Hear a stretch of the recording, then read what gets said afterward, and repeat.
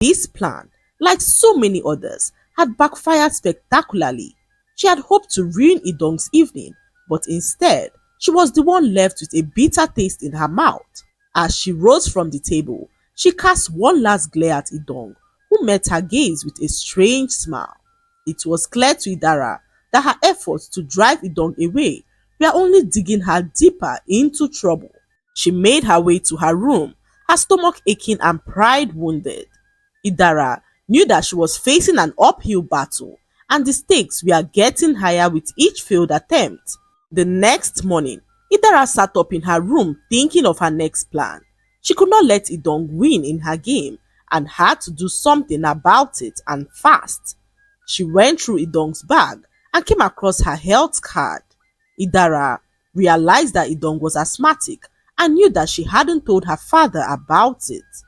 Idara knew all too well that her father would never want to be with a woman who suffered from asthma.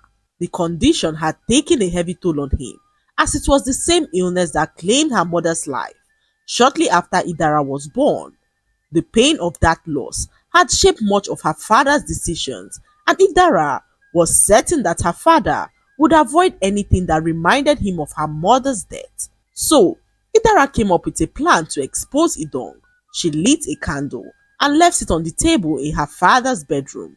Idara believed that the smoke from the candle would trigger an attack capable of exposing Idong for who she truly was. She quickly left the house to avoid any form of suspicion and went to her friend's house, who lived a few minutes away.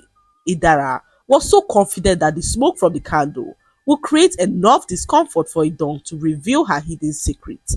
In her mind, this would be the final blow to remove Idong from her father's life. What she did not know was that her plan was about to backfire in the worst way possible. Idara received a call from an unknown number that her father was rushed to the hospital. Terrified, she quickly rushed to the hospital and met her father, whose face and body was now badly burnt. The candle that she left on the table started a huge fire that engulfed their entire home. The curtain in the room, pushed back by the wind, caught up to the fire that began to spread around the house. Her father, a deacon, smelling the smoke, rushed in to check what was happening and met Idong collapse on the floor, close to the raging fire. He quickly rushed to save her, as the fire caught up with him and engulfed parts of his clothing.